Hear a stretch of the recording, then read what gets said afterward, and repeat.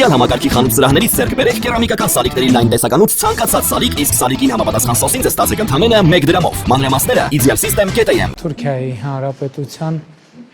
զանգվածային լրատվական միջոցների հարգելի ներկայացուցիչներ, ողջունում եմ բոլորիդ, որքան հիշում եմ,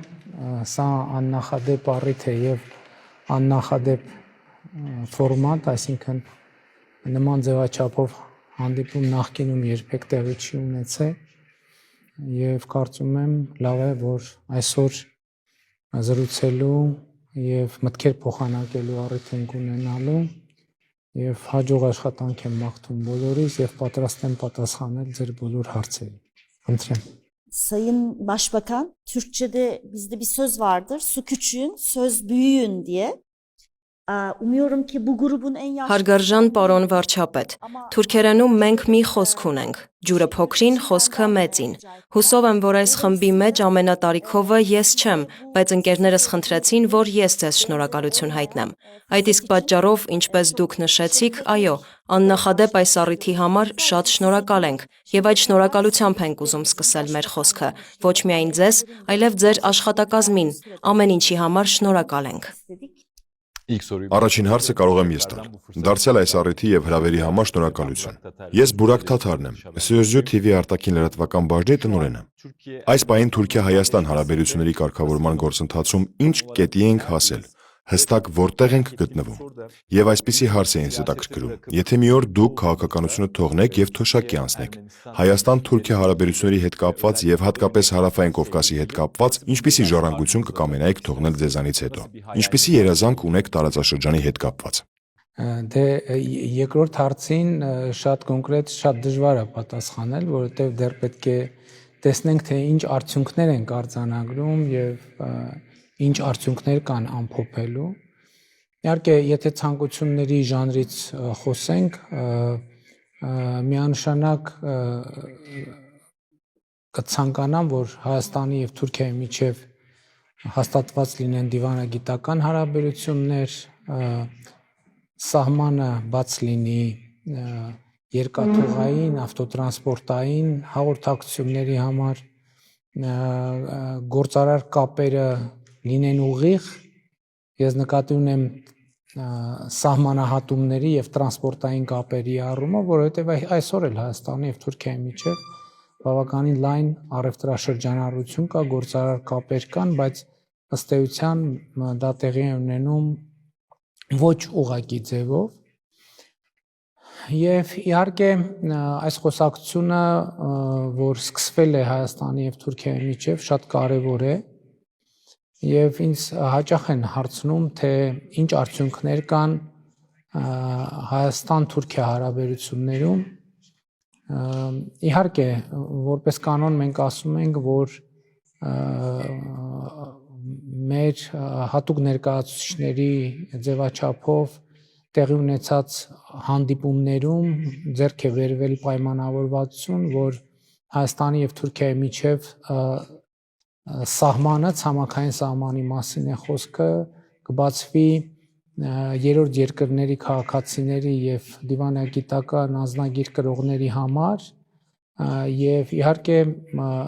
մենք սպասում ենք այդ պայմանավորվածության իրագործմանը եւ այս պայմանավորվածությունը ձեռք է բերվել 2022 թվականի ամռանը դեռ, բայց քանի այս պայմանավորվածությունը եւ քանի որ այս պայմանավորվածությունը իրականացված չէ, շատերը մեկնաբանում են, որ արդյունքներ չկան Հայաստան-Թուրքիա հարաբերություններում, ես անկեղծ ասած պիտի չհամաձայնվեմ դրա հետ, որովհետեւ Հայաստանի եւ Թուրքիայի մեջ այսօր կա շատ ուղիղ երկխոսություն, շատ ուղիղ խոսակցություն եւ եթե հաշվի առնենք մեր հարաբերությունների նախընթաց շրջանը, սա շատ էական փոփոխություն է։ Հայաստանի եւ Թուրքիայի դիվանագիտական ներկայացուցիչները մշտական ուղիղ կապի մեջ են իրար հետ եւ ելի եմ ասում կողքի հայացքի համար սա գուցե թե այդքան կոնկրետ արդյունք չէ, բայց ինձ համար եւ պետական կառավարման համակարգերում գտնվող մարդկանց համար սա կոնկրետ արդյունք է, որովհետև մենք նախկինում նույնիսկ զրկված ենք եղել միմյանց տեսակետները իրարից ճշտելու հնարավորությունից, հասկանում եք։ Մենք որպես կանոն երրորդ երկրների միջոցով ենք իմացել, իսկ ինչ են մտածում Անկարայում։ Անկարան ըստ էության երրորդ երկրների միջոցով է իմացել, թե ինչ են մտածում Երևանում։ Հիմա մենք նույնիսկ այնպիսի իրադրություններ կան եւ բառից բուն իմաստով մեր տարբեր ներկայացուցիչներ կարող են ուղղակի զանգել եւ հարցնել, իսկ դուք այս հարցի վերաբերյալ ինչ կարծիք ունեք, եւ սա էական փոփոխություն է, որը շատ կարեւոր է եւ ես համոզված եմ, որ դա բերելու է արդյունքների։ Եվ մենք նաեւ փոխադարձաբար ավելի լավ ենք հասկանում, իսկ որոնք են կողմերի ունեցած բարդությունները, խնդիրները, որ հարցերն են, որ կարիք ունեն լրացուցիչ պարզաբանման, որ հարցերն են, որտեղ դիտանկյունները, տեսակետները տարբեր են, եւ պիտի ուղղ ասեմ, որ ես սա շատ կարեւոր ձեռքբերում եմ համարում։ Մենք այս ընթացքում արդեն մի քանի հանդիպում ենք ունեցել նախագահ Էրդողանի հետ, հեռախոսազրույցներ ենք ունեցել, արտաքին գործերի նախարարներն են շփվել եւ շարունակում են շփվել, մեր նախարարները, տարածքային կառավարման ոլորտի եւ նախարարությունները երկու երկրներում մի քիչ այլ կերպ են անվանվում, ուսե ճշգրիտ անունները նույնն չեն, բայց մեր տարածքային կառավարման եւ ենթակառուցվածքների նախարարը շփվել է իր գործընկերոջ հետ, նաեւ կրթության, գիտության, մշակույթի եւ սպորտի նախարարն է շփում ունեցել հատուկ ներկայացուցիչները, որոնք կապի մեջ են իրար հետ։ Մենք ունենք արդեն համագործակցության կոնկրետ օրինակներ, վերջերս Թուրքիայում հետախուզման մեջ գտնվող կամ արդարադատության համակարգի կողմից մեղադրվող երկու անձանց մենք փոխանցեցինք Թուրքիային։ Սրանք կարող են մեծ ձեռքբերումներ չթվալ, բայց եթե գույքագրենք նախորդող շրջանում ինչ ենք ունեցել, իհարկե սա շատ էական ձեռքբերում է, բայց շատ կարևոր է արձանագրել, որ սա դինամիկ process է եւ իհարկե պետք է ջանքեր գործադրել, որ այս դինամիկան կանգ չառնի եւ շարունակվի, սա էլ իր հերթին կախված է այդ թվում երկու երկրների առաջնորդների եւ կառավարությունների քաղաքական կամքից եւ ես տեսնում եմ քաղաքական կամք այլ բան, որ այդ քաղաքական կամքը նույնպես փոխադարձաբար պետք է զարգանա։ Պիտի նաեւ ընդգծեմ, իհարկե դա էլ ինչ որ առումով հիշարժան իրադարձություն է, որ նախագահ Էրդողանը ընտրվելու կապակցությամբ ընտրվելուց հետո ինձ հրավիրեց մասնակցել երթմնակալության արարողությանը եւ ես որոշում կայացրի մեկնել Անկարա եւ դա նաեւ բացի են, որ դա զուտ արարողակարգային իհարկե շատ կարևոր միջոցառում էր եւ կարևոր ազդակ նաեւ հնարավորություն էր Թուրքիայի քաղաքական շրջանակների ներկայացուցիչների հետ շփվել եւ դա նույնպես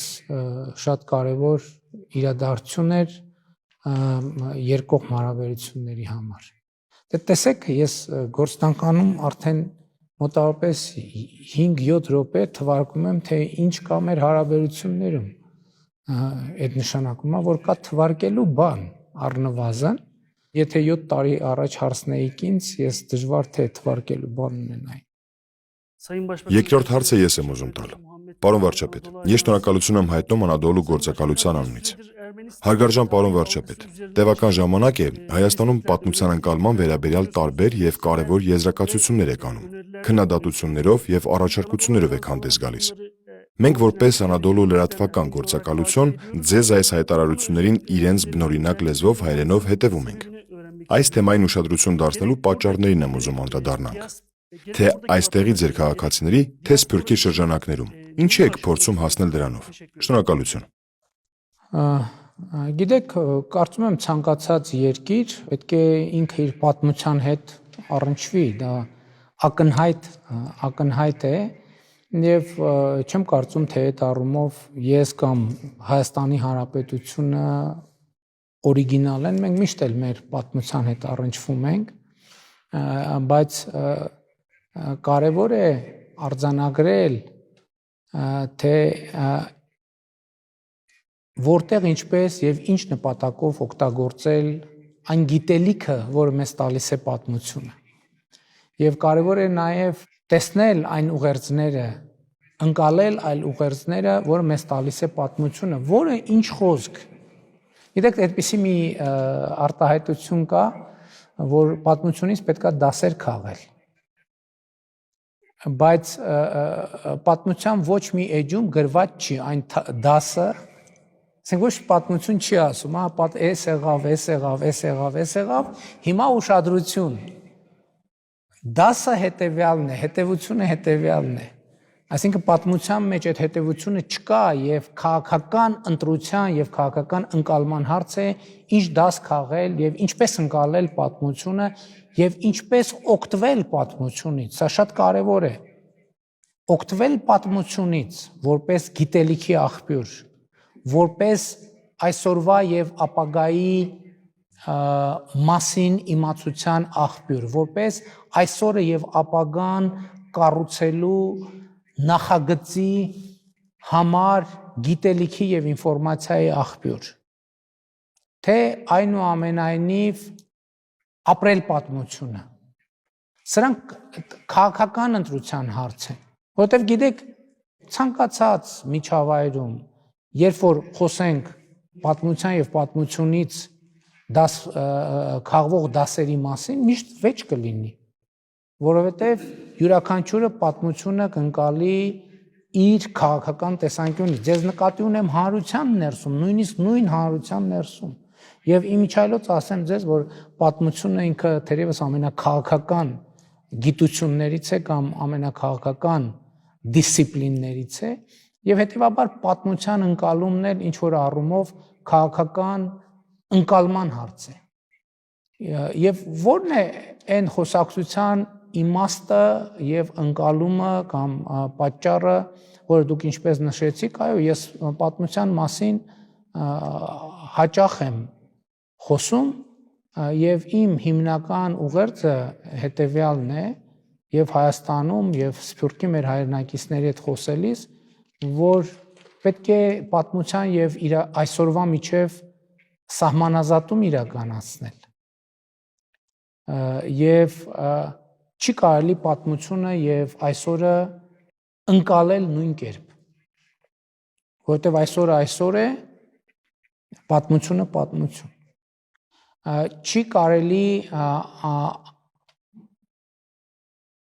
ապագայի եւ պատմության մեջ սահմաններ չունենալ, որովհետև ապագան ոչ թե իմ ընկալմամբ պատմության հայելային արտահայտություն պետք է լինի, այլ ապագան հնարավորություն է ուղղել պատմության մեջ կամ ավելի լավը դարձնել պատմության այն էջերը, որը ուզում ենք ավելի լավը դարձնել։ Բայց սա էլ քաղաքական ընտրության հարց է։ Ես ուզում եմ, որ մենք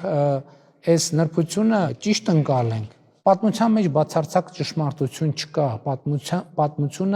Պատմության որևէ ընկալումը քաղաքական ընկալում է։ Եվ իհարկե սա վերաբերվում է ընդհանրապես, բայց կան քաղաքական ուժեր, որոնք հենց քաղաքական ընտրությամբ ունեն իրենց ճանաչած բացարձակ ճշմարտությունները պատմության մասին։ Կան հանրություններ, կամ պետություններ, որոնք ունեն իրենց բացարձակ ճշմարտությունները պատմության մասին։ Եվ սա էլ անժխտելի է։ Եվ հետևաբար իմ ընկալումն այն է, պատմության մեր դասերը մենք պետք է ծառայացնենք այսօրվա մեր պետության, Հայաստանի Հանրապետության պետության շահերին, պետական շահերին եւ ապագայի շահերին։ Եվ իմիջայլոց ես ձեզ ասեմ, որ իմ ընկալմամբ այս խոսակցությունը հասունացած է եւ Հայաստանում եւ Սփյուռքում, բայց ելի եմ ուզում ընդգծել խոսքը պատմությունը փոխելու կամ պատմությունը հերքելու մասին չի։ Խոսքը պատմության մեր կիրառական ընկալումը փոխելու մասին է։ Թե ինչի համար, որպես ինչ ռեսուրս պետք է օգտագործվի պատմությունը, ինչ գիտելիք պետք է ձեռք բերվի պատմությունից, որը հեշտ հարց չէ, բայց ես համոզված եմ, որ դա անհրաժեշտ է։ Դա անհրաժեշտ է եւ իմ շփումները ցույց են տալիս, որ այս խոսակցությունը հասունացած է, բայց կարևոր է նաեւ, որ այս խոսակցությունը հասունանա նաեւ ոչ միայն ներհայաստանյան կամ հայերի միջավայրում, այլև տարածաշրջանային առումով, որովհետև դա էլ է հարց։ Պատմությունը ինչի համար ենք օգտագործում, որ պատմական կոնֆրոնտացիաները դառնան հավիտենական, թե պատմական կոնֆրոնտացիաները մեզ համար ուղերձ են խաղաղ, համագործակցված, կայուն տարածաշրջանային իմաստով ապագա կառուցելու համար։ Ես այս երկրորդ ընկալման կողմնակից եմ։ Çok teşekkür ediyorum. Serkan Demirtaş, ben Hürriyet Daily News gazetesinden. Arkadaşımın sorusunu belki biraz daha güncel siyasete... Շատ շնորհակալ եմ։ Մեր գործընկերոջ հարցը մի փոքր ավելի մեր առօրյա քաղաքականությանը համապատասխանեցնելով ուզում եմ շարունակել։ Ձեր հատկապես ցեղասպանության հետ կապված արտահայտությունները, մեկնաբանությունները շատ մեծ արձագանք են գտնում եւ Հայաստանում, եւ Թուրքիայում։ Եվ մենք կարդում ենք սրա հետ կապված ձեր մեկնաբանությունները, հայտարարությունները։ Շատ ընդգրկուն հայտարարություններ եք անում։ Այդպիսի մի հասկացություն էլ կա, որ դուք օգտագործում եք internal Armenization of genocide։ Ուզում եմ հասկանալ, Հայաստանի եւ Թուրքիայի միջև հարաբերություններում ցեղասպանության հարցը ինչպիսի ազդեցություն ունի հիմա։ Ըստ ձեզ, դա արդեն նախկին անցյալ փուլ է, նախկինում է մնացել այդ հարցը Հայաստան-Թուրքիա հարաբերությունների առումով։ Եվ Հայաստանը նախկինում քաղաքականություն էր վարում, ինչպես գիտենք, որպեսզի ցեղասպանությունը տարբեր երկրների խորհրդաների կողմից ընդունվի եւ այլն։ Կարող ենք ասել, որ այս քաղաքականությունն արդեն չի կիրառվում։ Նույն կերպ ձեր սահմանադրության ներածական մասում կան բաժիններ, որտեղ տեղ են գտել Արևմտյան Հայաստան եւ ցեղասպանություն արտահայտությունները։ Եթե սահմանադրությունը փոխվի ձեր երկրում, դրանք տեղ չեն գտնելու նոր սահմանադրության մեջ։ Այս թեմաների շուրջ կուզեի ձեր տեսակետները լսել։ Bu konulardaki düşüncelerinizi almak isterim. Մեր պաշտոնական դիրքորոշումը այն է, որ հայոց ցեղասպանության միջազգային ճանաչումը մեր արտաքին քաղաքական առաջնահերթությունների մեջ չի մտնում այսօր։ Եվ բայց այս համատեքստում սա պաշտոնական ձևակերպում է, բայց այս համատեքստում կան հարցեր, որոնց պարզաբանումը շատ էական է եւ կարեւոր, եւ այդ հարցերի շուրջ ես հիմնականում աշխատանքային ռեժիմով անդադ խոսում եմ եւ Հայաստանում եւ արտերկրում մեր հայրենակիցների հետ զրույցում եւ կարծում եմ լավ առիթ է որպեսզի նաեւ հրապարակային այդ մասին խոսեմ։ Նախ պիտի ասեմ, որովհետեւ այդ քննարկումները եւ շահարկումները նաեւ Հայաստանում եւ ոչ միայն Հայաստանում լինում են, խոսք է գնում ուրացման, մեծ եղերնը ուրանալու կամ մոռանալու մասին կամ ես ուզում եմ շատ հստակ լինի, որ Հայաստանում եւ հայության շրջանում դա անառարկելի ճշմարտություն է։ Այսինքն ուղղակի մեր իրականության մեջ հնարավոր չէ դա ժխտել կամ ուրանալ, որովհետեւ դա բոլորիս համար անուրանալի ճշմարտություն է, բայց խոսքը դրա մասին չէ։ Վերջերս ես ուզում եմ ուղիղ պատմել, եթե չեմ սխալվում, Մյունխենի հայերի հետ հանդիպման ընթացքում իմ ունեցած մի ելույթի մասին, երբ ես ասում եի հետևյալը, ասում եի սիրելի հայրենակիցներ, երբ որ մի հեռավոր երկրի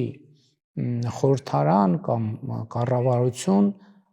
մի որոշում է ընդունում, մենք այդ որոշումից շատ ոգևորվում ենք։ Մեր իրականության մեջ այդպես է եւ դրանում գաղտնիք չկա եւ այդ շատ հեռավոր երկրները երբ որ ընդունում են նման որոշումներ եւ երբ որ ողջավորությունը այդ որոշումից կամ ուրախությունը մարում է հաջորդ պահին հարց է ծագում իսկ այդ որոշումը ինչ է մեզ տալիս մեր անմիջական միջավայրի հետ մեր հարաբերություններում եւ երբ որ մենք անմիջական միջավայրում ունենում ենք լարումներ այդ լարումները ինչքանով են նպաստում մեր երկրում մեր տարածաշրջանում կայունությանը խաղաղությանը եւ այլն եւ այսպես շարունակ եւ նաեւ այստեղ է որ հարցածագում որտեղ եւ ինչպես մենք պետք է կենտրոնանանք Հայաստանի պետական շահերի սպասարկման վրա եւ ինչպես եւ որտեղ պետք է մենք կենտրոնանանք մեր իմացած այդ թվում պատմական ճշմարտությունների ընդգծման եւ այդ ճշմարտությունների վրա հենվելու վրա որովհետեւ այն ժամանակաշրջանը որտեղ այդ մեծ ողբերգությունը տեղի է ունեցել եղել է մի ժամանակաշրջան երբ չի եղել Հայաստանի Հանրապետություն այսօր կա Հայաստանի Հանրապետություն միջազգային ճանաչված պետություն եւ միջազգայինորեն ճանաչված այդ պետությունը ունի հնարավորություն ապահովելու սեփական քաղաքացիների անվտանգությունը եւ բարեկեցությունը բայց դրա համար անհրաժեշտ են որոշակի պայմաններ եւ այս առումով Հայաստանը օրիգինալ երկիր չէ եւ ես էլի մեր հայրենակիցների հետ հանդիպման ժամանակ ընդգծում է այդ շեշտը, որ ասում է, տեսեք, ինչքան բոլոր երկրները եւ մենք բոլորս կարևորում ենք խաղաղությունը։ Բայց խաղաղությունը առաջին հերթին տարածաշրջանային երևույթ է։ Տարածաշրջանային։ Ես կարող եմ որպես արդյունք, օրինակ, իհարկե մի փոքր հումորով է ես մասին խոսում, ներկայացնել, որ ես շատ մեր կառավարությունը շատ մեծ միջազգային ձեռքբերում է ունեցել եւ մենք կարող ենք երաշխավորել խաղաղությունը Հայաստանի Հանրապետության համար ներողություն եմ խնդրում Ավստրալիայի մեր գործընկերներից տենց հիշատակելու համար չնայած ոչ մի բան չկա հիշատակման մեջ բայց Ավստրալիայի հետ այսինքն մենք ունենք շատ մեծ ձեռքբերում խաղաղություն բայց Ավստրալիայի հետ բայց Նոր Զելանդիայի հետ, բայց Բրազիլիայի հետ, որը իրոք ունենք ընդ որում եւ ուրախ ենք, որ նորմալ հարաբերություններ ունենք։ Բայց խաղաղությունը եւ լավ հարաբերությունը մեզ առաջին հերթին պետք է մեր միջավայրի, մեր անմիջական հարևանների հետ հարաբերություններ։ Որովհետեւ խաղաղությունը այն խաղաղությունը, որը կոնկրետ արդյունք է բերում մեր երկրի անվտանգության եւ բարեկեցության համար այստեղի խաղաղությունն է։ Իհարկե գլոբալ անվտանգությանը ես չեմ անդրադառնում, որովհետեւ պարզ է որ մենք աշխարհը արդեն կես դարից ավելի միջուկային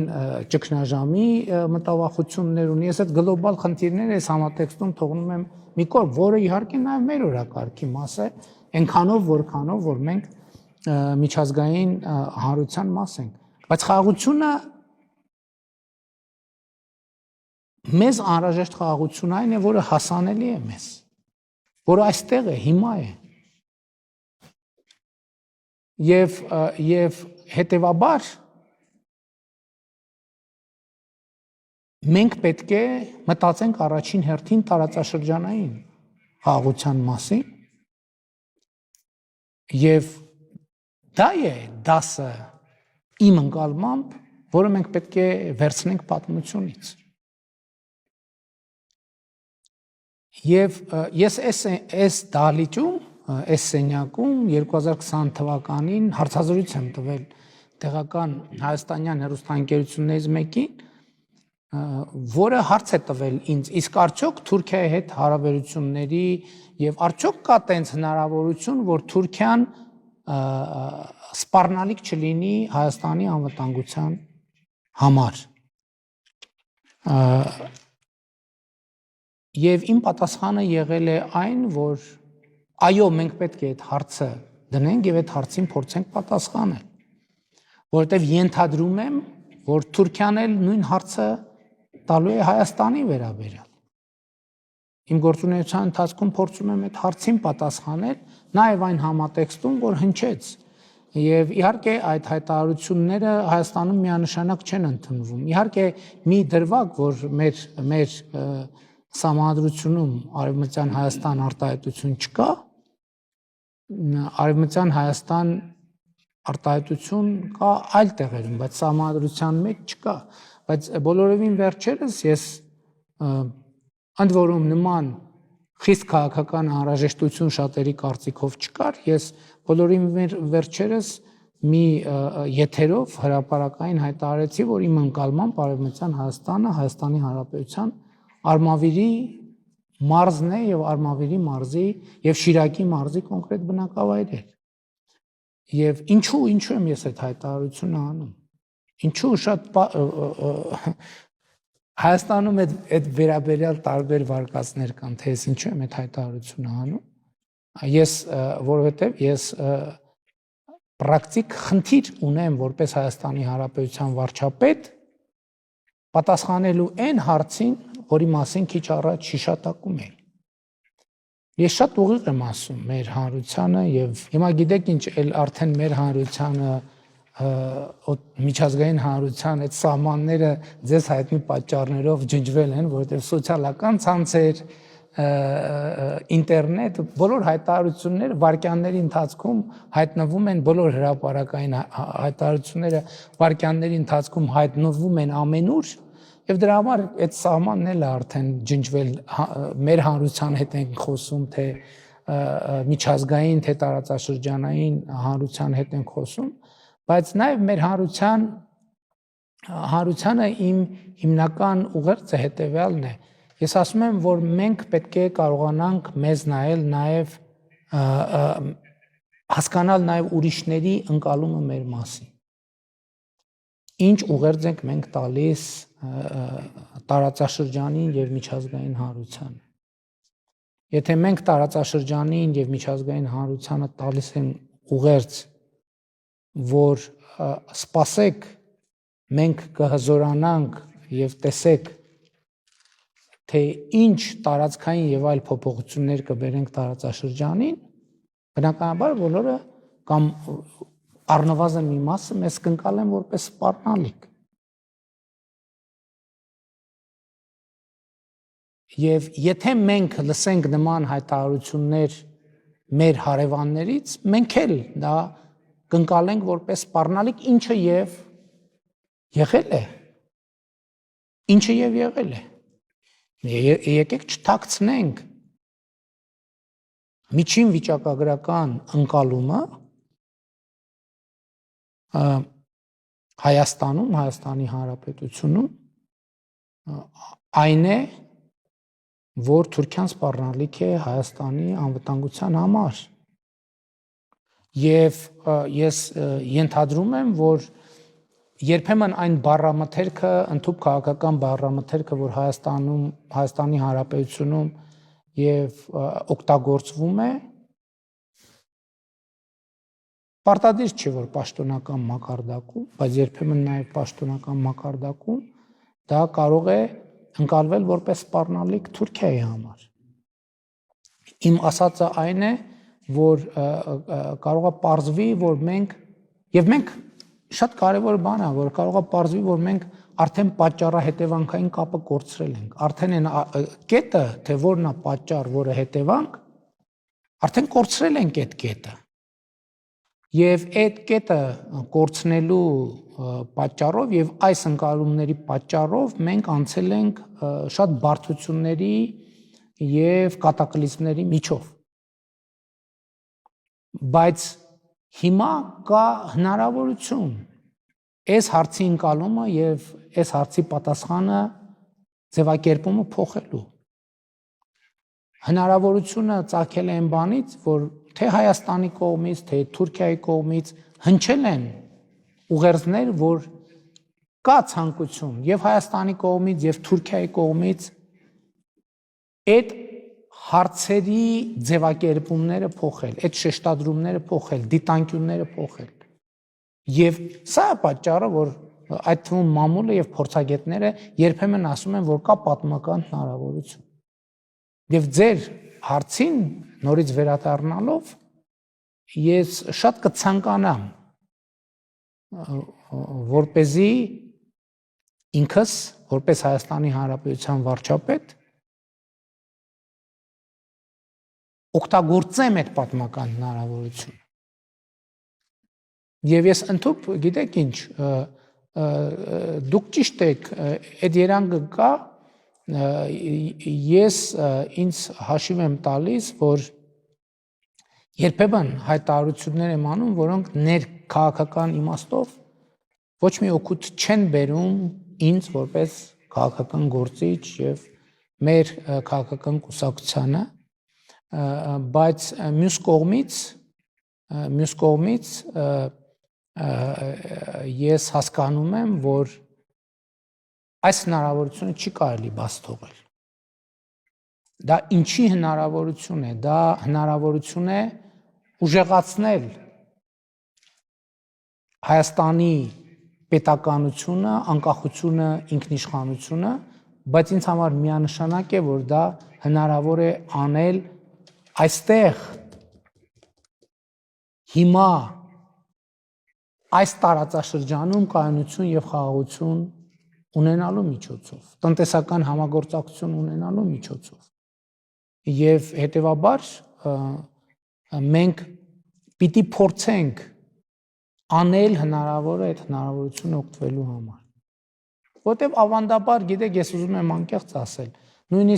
նույնիսկ երբեմն հոռետեսներին շատ դժվար է լինում փարատել հոռետեսների հոռետեսությունը։ Որտեւ տեսեք, ես ասացի 2022 թվականին պայմանավորվածություն է ձեռք բերվել, որը ըստ էության ինքը շատ կարևոր, բայց այնուամենայնիվ այն վերջնական կետը չէ։ Եվ շատերն ասում են, ահա, պարզ օրինակ, որ պայմանավորվածությունն է ձեռք բերվել, այդ պայմանավորվածությունը չի իրագործվում, դուք պետք է, այսինքն ինձ է ուղղված այդ հարցը, դուք պետք է արձանագրեք այդ քաղաքականության ձախողումը։ Ես դրա հետ չեմ համաձայնվում։ Եվ ես եւ մեր քաղաքական թիմը վճռական են համբերատար, հետեւողական խոսակցության, երկխոսության, փաստերի եւ փաստարկների դաշտում հասնել նրան, որ տարածաշրջանը Հայաստանի Հանրապետության համար լինի կայունության, խաղաղության եւ բարեկեցության աղբյուր, բայց որպեսզի դա տեղի ունենա, տարածաշրջանը պետք է նաև տարածաշրջանի մյուս երկրների համար լինի խաղաղության, համագործակցության, բարեկեցության, անվտանգության եւ կայունության աղբյուր։ Ես իհարկե առաջին հերթին իմ հոգսը եւ պարտականությունը եւ կոռեկտ էլ չի, ես չեմ էլ կարող այլ երկրների փոխարեն մտածել եւ ձևակերպել այլ երկրների շահերի համար, բայց նաև 2021 թվականի ընտրություններից հետո մեր կառավարության ծրագրում մի այսպիսի կետ մտավ, մենք այդ կետը անվանում ենք տարածաշրջանացում։ Ինքը շատ շերտեր է պարունակում, ինքը ընդամենը բառ է, բայց շատ շերտեր է պարունակում, սա նշանակում է, որ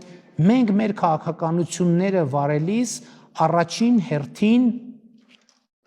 ընկալում ենք մեզ որպես տարածաշրջանային երկիր, առաջին հերթին, սա չի նշանակում, որ մենք մեր այլ հարաբերությունները սահմանափակելու ենք կամ կտրելու ենք կամ նվազեցնելու, բայց մենք առաջին հերթին տարածաշրջանային երկիր ենք մեզ ընկալում եւ հետաքրքիր բանը ինչով էր հետաքրքիր, տեսեք, երբ որ մենք ծրագրում այդ թեզը մտցրեցինք, ես արձանագրեցի իհարկե հանգամանքները պարզ չէին, բայց դա 2021 թվականն էր, բայց 2022-23 թվականները ինչով էին էական եւ կարեւոր, որ ես որպես Հայաստանի Հանրապետության վարչապետ այդ ժամանակաշրջանում հանդիպումներ էի ունենում եւ քննարկումներ էի ունենում մեր տարածաշրջանի բոլոր երկրների ղեկավարների հետ։ Այդպիսի իրադրություն, ինչքան էլ տարօրինակ թվա, մեզ համար չի եղել շատ սովորական։ Այսինքն եւ իմիջիայլոց վերադառնալով Թուրքիայի հետ մեր հարաբերությունների դինամիկային, գիտեք, ես պետք է ուղիղ ձեզ ասեմ,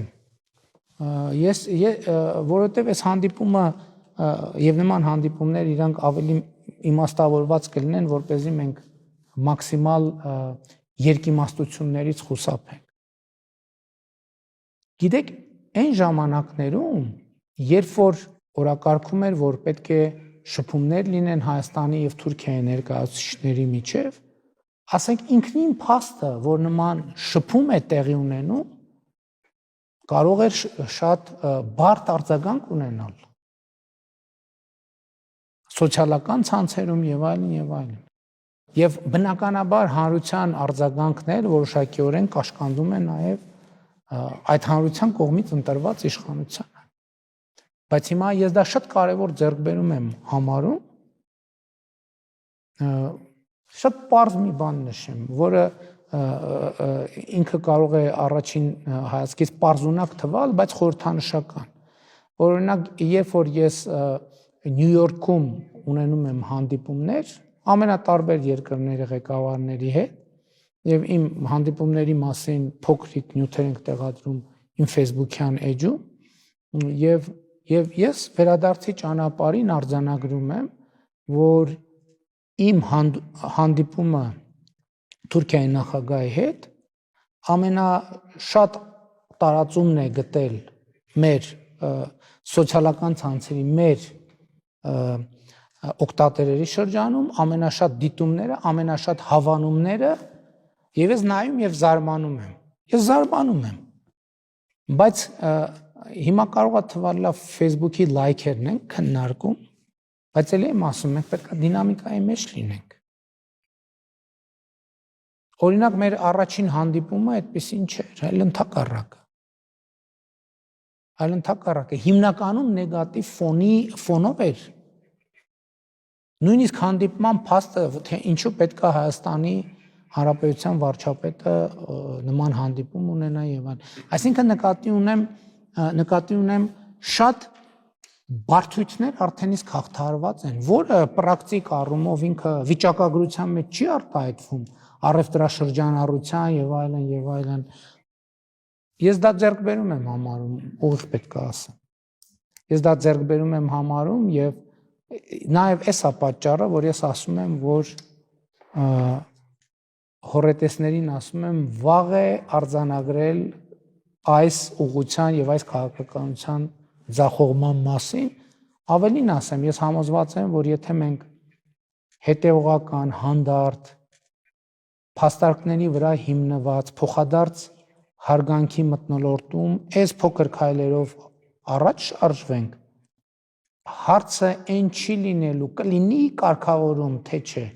հարցը լինելու է երբ կլինի կարգավորում, դա ընդհանրապես լինելու է ժամանակի հարց, որը ամենատարբեր հանգամանքներով իհարկե կազդվի։ Կարող է այդ կարգավորումը հետաձգվի եւս 3 ամսով, եւս 6 ամսով, եւս մի տարով, բայց դա այլևս այսօր արդեն իմ ընկալումն այն է, որ դա ժամանակի հարց է, եւ մենք պետք է համբերատար այդ ժամանակի հետ քայլենք եւ առաջինը առաջնորդվենք չվնասելու տրամաբանությամբ։ Եթե մենք շատ կոնկրետ դիտավորյալ վնասներ չհասցնենք այս գործընթացին, փոխադարձաբար իմ կարծիքով Հայաստան-Թուրքիա հարաբերությունների կարգավորումը հիմա արդեն ժամանակի հարց է։ Your Excellency, Yusuf Aram, TRT World, I'm going to ask you the question in English if that's okay, so we don't use third parties to talk between. Ձերդ գերազանցություն հարցը կտա անգլերենով, եթե դեմ չեք։ The topic was diaspora, the topic was Armenian. Խոսքը Սփյուռքի մասին է, արտասահմանում բնակվող հայերի մասին։ Նաև խոսեցիք Թուրքիայի հետ հարաբերությունների կարգավորման մասին։ Դուք նշում եք, որ Թուրքիան եւ Հայաստանը նախկինում հաղորդակցվում են երրորդ կողմի միջնորդությամբ։ Սակայն հիմա դուք խոսում եք ուղիղ, առանց միջնորդի։ Ինչ եք կարծում, արդյոք ապագայում Թուրքիան եւ Հայաստանը կկարողանան համագործակցել երրորդ երկրներում։ Մասնավորապես, քանի դեռ դուք սպասում եք, որ կարգավորումը տեղի կունենա, լինի դա սահմանի բացում կամ այլ պայմանագրի իրականացում, որպես վստահության ամրապնդման միջոց։ Մասնավորապես կցանկանայի հարցնել Սիրիայի մասին։ Սիրիայում շատ հայեր են ապրում։ Թուրքիան մեծ ազդեցություն ունի Սիրիայում։ Արդյոք սա մի դաշտ է, որտեղ դուք տեսնում եք Թուրքիայի հետ համագործակցելու հնարավորություն, որպեսզի կարողանաք Սիրիայում ապրող էթնիկ հայերին հասցնել համապատասխան օգնություն։ Կամ Լիբանանը, մեկ այլ երկիր, որտեղ Թուրքիան եւս ազդեցություն ունի։ Կամ համագործակցեք միջազգային այլ հարցերի ուղղությամբ, քանի դեռ սպասում եք երկկողմ կարգավորման ֆորմալացմանը փաստաթղթի տեսքով։ Գիտեք, միջազգային ասպարեզում համագործակցության արդեն շատ կոնկրետ փաստեր ունենք։ ԵԱՀԿ գլխավոր քարտուղարի ընտրություններում մենք շատ կոնկրետ համագործակցության օրինակ ունեցանք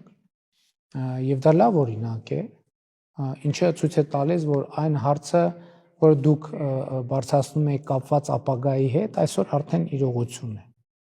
Ինչ վերաբերում է երրորդ երկրներին, այդտեղ առանձնահատկությունն այն է, որ իհարկե այդ երրորդ երկրների ինքնիշխանությամբ մենք բնականաբար սահմանափակված ենք եւ երրորդ երկրների գործերին միջամտելու մասին բնականաբար չի խոսքը եւ ենթադրում եմ նաեւ ձեր հարցը, բայց իհարկե մենք հետաքրքրված ենք, թե նույն Սիրիայի հարցում որտեղից ցավոք որոշ անհանգստացնող լուրեր նորից սկսեցին գալ, ինչպես կարող ենք համագործակցել։ Եվ նման խոսակցություն նույնպես կա Հայաստանի եւ Թուրքիայի միջեւ, ինքը շատ ծավալուն խոսակցություն չի, բայց այնուամենայնիվ այո, այդ օրակարգը կա, ելի եմ ասում, հարգելով բոլոր երկրների ինքնիշխանությունը, տարածքային ամբողջականությունը, նրանց իրավազորությունը, այսինքն այն մեր ընկալումները այդպիսին են եւ այո, ակնհայտորեն Սիրիայում մենք հայ համայնք ունենք, որի ճակատագրով մենք անհանգստացած ենք, ցավոք վերջին տարիներին տեղի ունեցած իրադարձությունների բերումով շատերը ստիպված եղան լքել Սիրիան, բայց այսօր էլ հայ համայնք կա այնտեղ եւ Լիբանանում էլ մենք հայ համայնք ունենք եւ մենք ջանքեր գործադրում ենք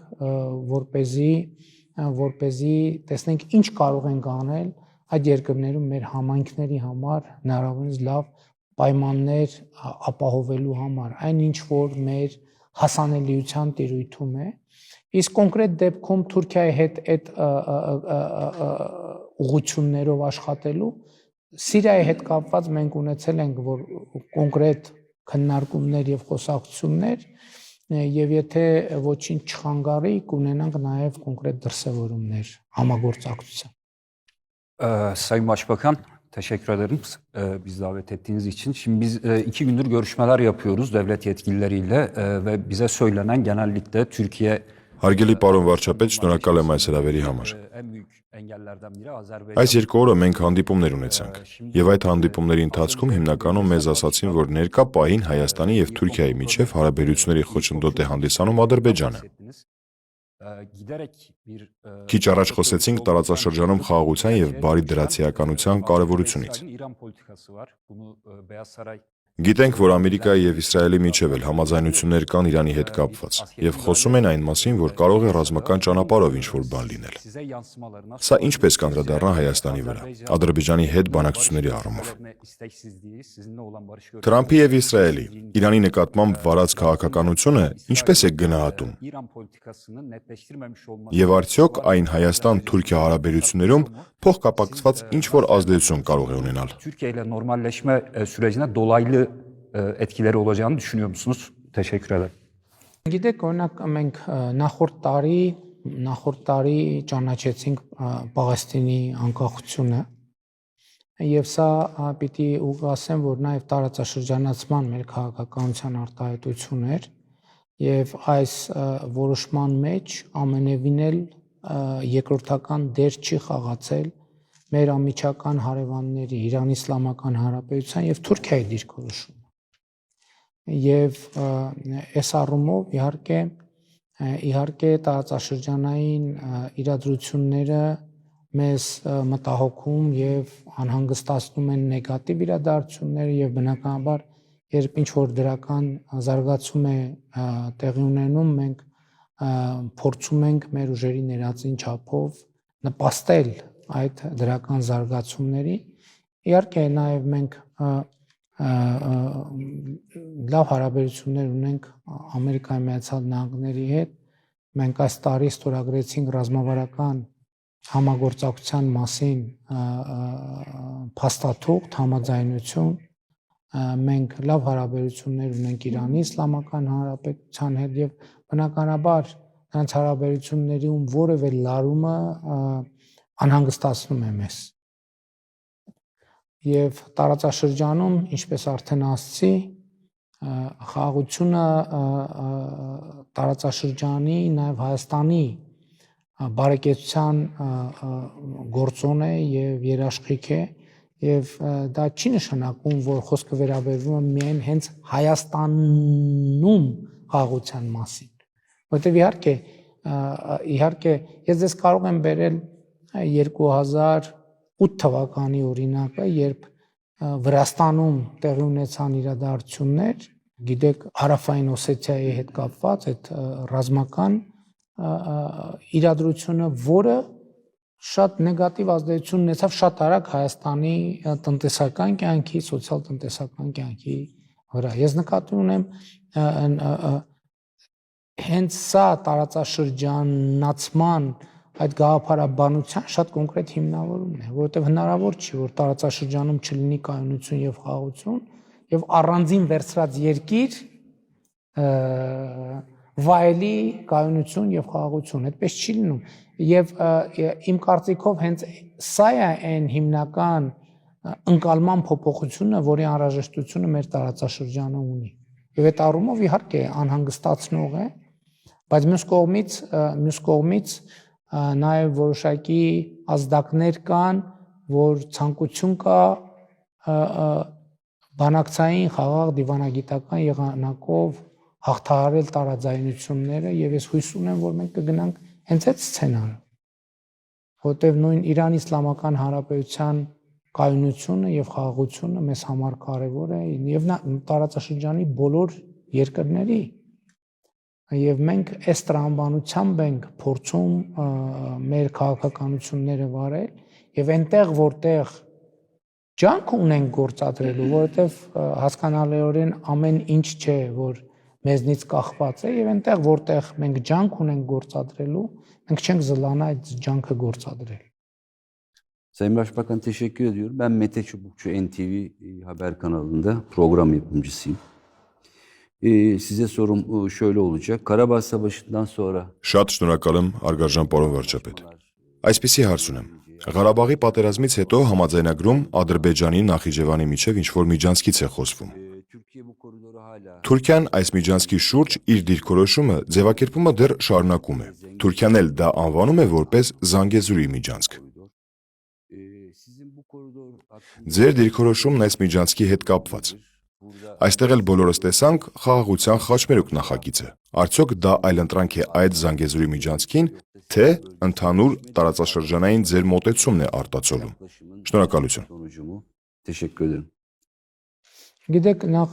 մեզ համար անհասկանալի եւ անընդունելի է Զանգեզուրի միջանցք արտահայտությունը, որովհետեւ մենք նախ Հայաստանի Հանրապետությունը այդ արտահայտության հետ որևէ առնչություն չունի եւ այն փաստով, որ նման արտահայտություն է օգտագործվում, Հայաստանի Հանրապետությունում դա ընկալվում է որպես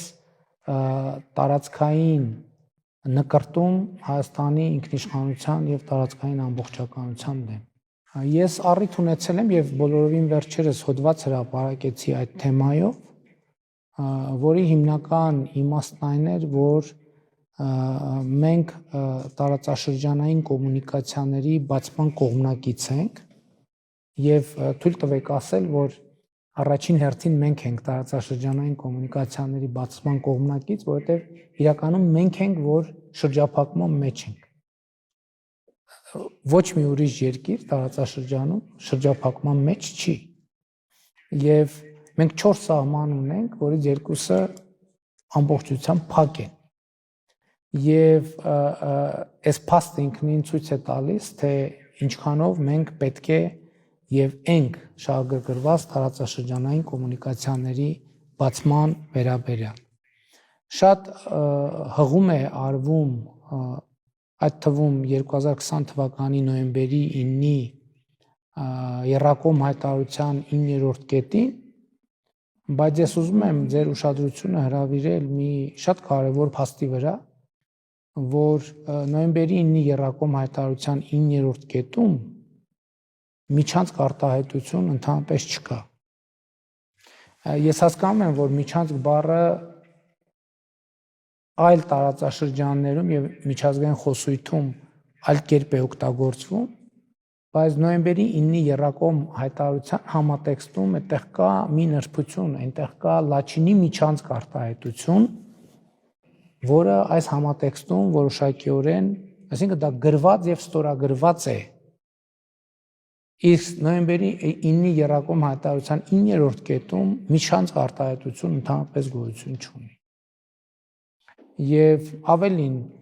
շատ է խոսվում այն մասին, որ նոյեմբերի 9-ի Եռակոմ հայտարարության մեջ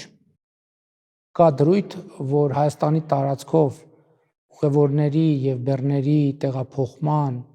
անվտանգությունը պետք է ապահովեն երրորդ երկրների ներկայացուցիչներ եւ ուժեր։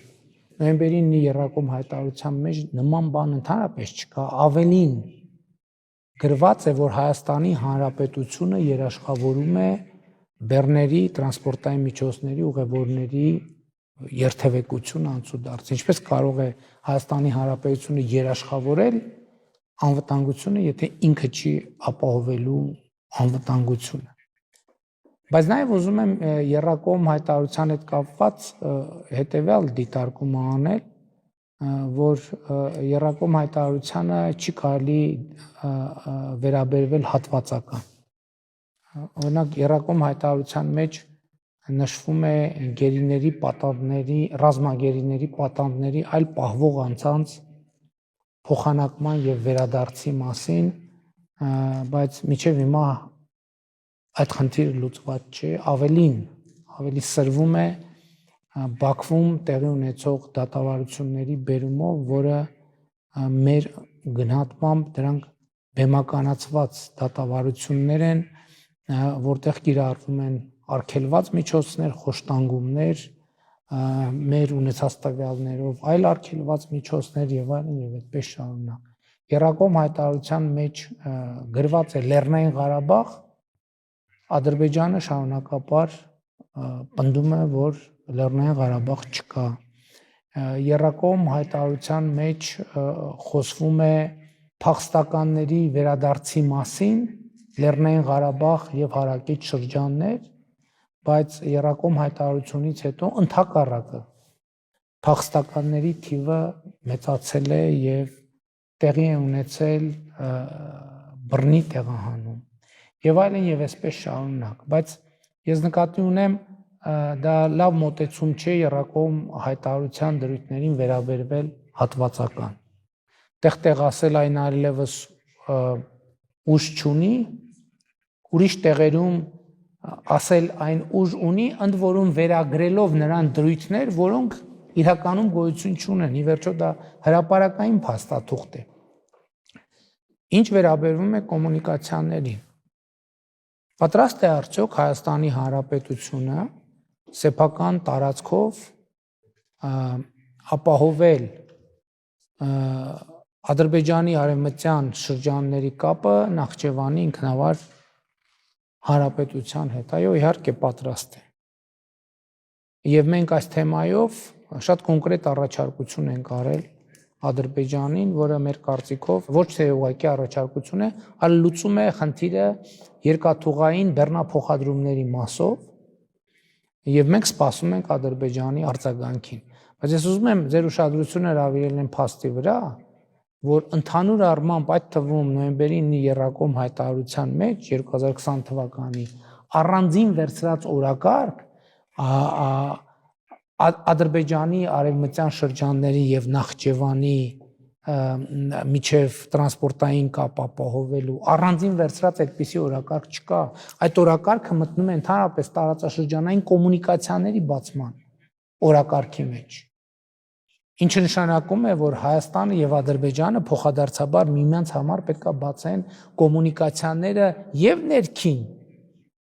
այսինքն Հայաստանից Հայաստան-Ադրբեջանի տարածքով, Ադրբեջանից Ադրբեջան, Հայաստանի տարածքով կոմունիկացիաները բացելու համար։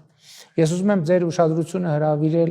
այն փաստի վրա, որ օրինակ Հայաստանի հյուսիսային շրջաններից դեպի Մեղրի, այսինքն հարավային ռեգիոն, երկաթուղային կապ չկա եւ երկաթուղային կապը անցնում է միայն Ադրբեջանի, այսինքն Նախճեվանի ինքնավար հանրապետության տարածքով։ Այսինքն սա ենթադրում է եւ հետեւաբար մենք ասում ենք, որ պատրաստ ենք իհարկե ապահովել երկաթուղային կապը եւ ակնկալում ենք, որ նույնպիսի կապ կապահովվի նաեւ Հայաստանի, մասնավորապես Երասխից Մեղրի երկաթուղային կապի համար, որովհետեւ լեռնային, խիստ լեռնային ռելիեֆի բերումով Հայաստանի տարածքով երկաթուղի ունենալու հարավից դեպի հյուսիս բարդություններ կան։ Միևնույն ժամանակ մեր ընկալմամբ սա նշանակում է նաեւ Ադրբեջանից երկաթուղային կապի ստեղծում Հայաստանի տարածքով դեպի Թուրքիա եւ հակառակ ուղղությամբ։ Եվ ընդ որում ավտոմոբիլային տրանսպորտի կապի ստեղծում, այդ թվում Ադրբեջանից Թուրքիա եւ հակառակ ուղղությամբ։ Սա էլ իր հերթին նշանակում է, որ Հայաստանն էլ Ադրբեջանի տարածքով կարող է կապվել երկաթուղային եւ ավտոմոբիլային տրանսպորտով Իրանի Իսլամական Հանրապետության հետ, Ռուսաստանի հետ։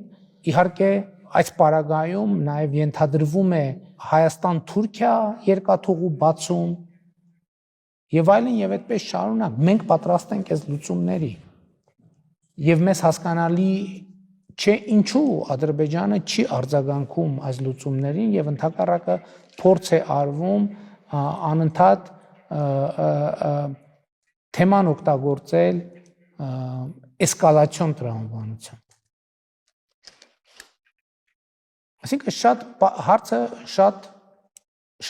հստակ հարցը ունի շատ հստակ պատասխան։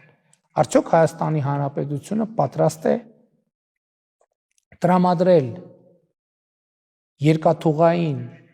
բեռնափոխադրումների հնարավորություն արևմտյան Ադրբեջանից Հայաստանի տարածքով դեպի Նախճեվան։ Այո, պատրաստ է։ Եվ նույնը ակնկալում ենք նաև, որ նույն հնարավորությունը կստեղծվի Հայաստանից Հայաստան Ադրբեջանի տարածքով երկաթուղային կապի համար։ Մենք պատրաստ ենք նաև ավտոտրանսպորտային հաղորդակցություն ապահովել։ Իմիջիայլոց ես իմ վերջին հոդվածում ընդգծել էի, որ եթե մյուս պայմաններում, մյուս պարագաներում դեռ ենթակառուցվածքային ներդրումներ անելու անհրաժեշտություն կլինի, բայց հենց այսօր քաղաքական եւ իրավական որոշման պարագայում տրանսպորտային, ավտոտրանսպորտային հաղորդակցություն է հնարավոր ապահովել Թուրքիայից Հայաստանի տարածքով Ադրբեջան, Մարգարայի անցակետով, որտեղ ենթակառուցվածքները պատրաստ են, ճանապարհները նորմալ վիճակում են, մինչև տեղ սահմանային կետ որից են կողմ արդեն սահմանը Հայաստանի Ադրբեջան սահմանի հատումով Լաչին եւ այնտեղից եւ Ադրբեջանի խորք։ Այսինքն հենց այսօր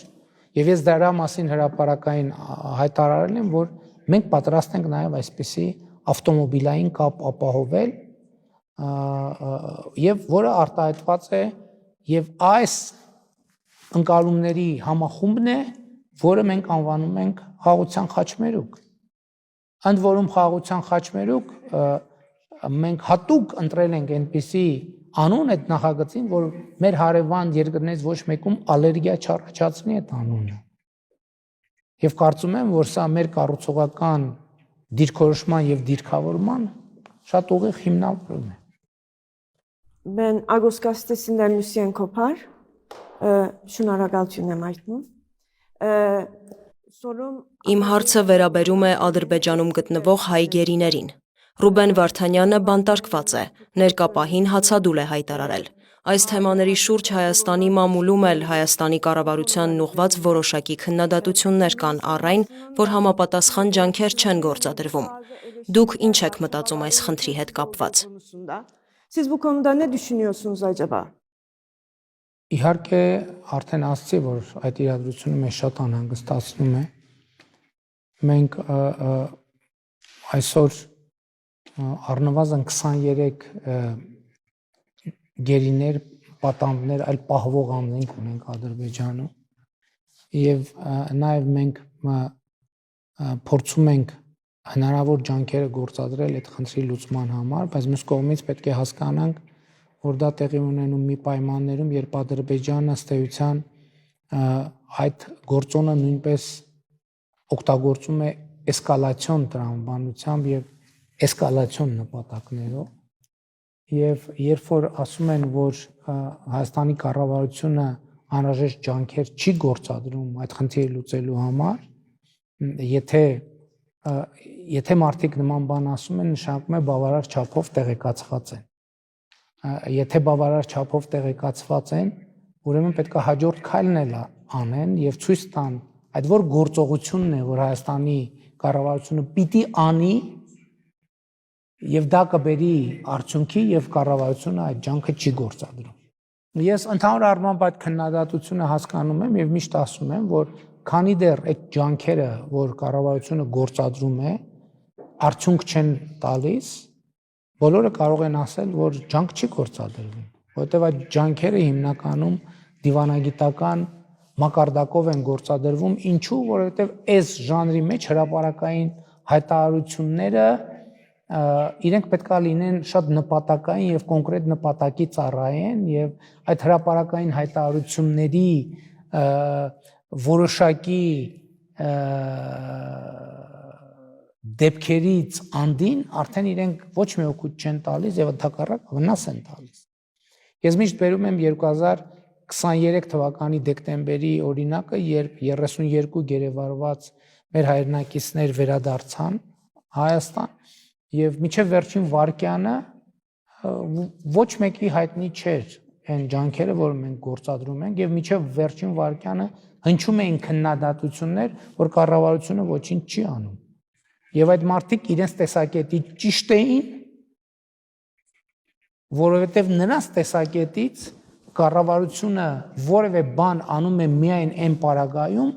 երբ այդ խնդիրը լուծված է։ Քանի դեռ այդ խնդիրը լուծված չէ,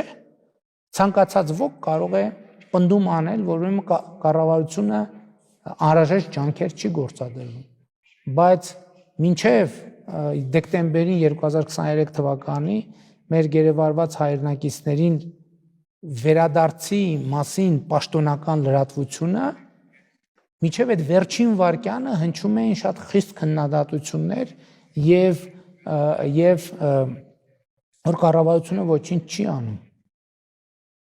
Իսկ կառավարությունը անում էր եւ դա իմացվեց ընդամենը այդ հայտարարություններից որոշ ժամանակ անց եւ դա ակնհայտ դարձավ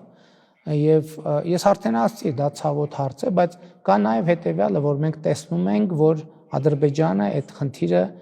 ցավոք, ելի ասում եմ, որ մանավանդ խաղաղության գործընթացի համատեքստում, երբ որ անընդհատ փորձ է արվում բերել լրացուցիչ էսկալացիոն գործոններ եւ ընդ որում արդեն իսկ հրապարակային հայտարարություններ խոշտանգումների մասին, արդեն իսկ վիզուալ հիմնավորումներ արգելված միջոցների մասին, որը իհարկե անհանգստացնող է եւ անընդունելի։ Եվ Հայաստանի կառավարությունը այդ հարցով հստակ դիրքորոշում է արտահայտել։ Sayın Başbakan, teşekkür ederiz. Հարգելի վարչապետ, շնորհակալ եմ։ Իմ հարցը վերաբերում է Հայաստանի Եվրամիությանն անդամակցության գործընթացին։ Հայաստանը պաշտոնապես սկսել է Եվրամիությանն անդամակցելու գործընթաց։ Ինչպես գիտենք, Հայաստանի խորհրդարանում դրա վերաբերյալ որոշում կայացվեց։ Եվ իմ հարցը հետևյալն է. Հայաստանն ինչ փուլում է հիմա Եվրամիությանն անդամակցելու հարցում։ Ռուսաստանի եւ Արևմուտքի հետ հարաբերությունների հետ հավասարակշռությունն ինչպես եք պահպանում։ Գիտեք, որ Հայաստանի Հանրապետությունը որդեգրել է բալանսավորման եւ բալանսավորված արտաքին քաղաքականություն եւ այդ քաղաքականության շրջանակներում մենք զարգացնում ենք մեր հարաբերությունները Եվրամիության հետ եւ Եվրասիական տնտեսական միության շրջանակներում նաեւ Ռուսաստանի հետ եւ ինչպես արդեն ասացի, այդ հարաբերությունների այդ բանաձևի համատեքստում է տեղավորվում նաեւ մեր տարածաշրջանացման քաղաքականությունը։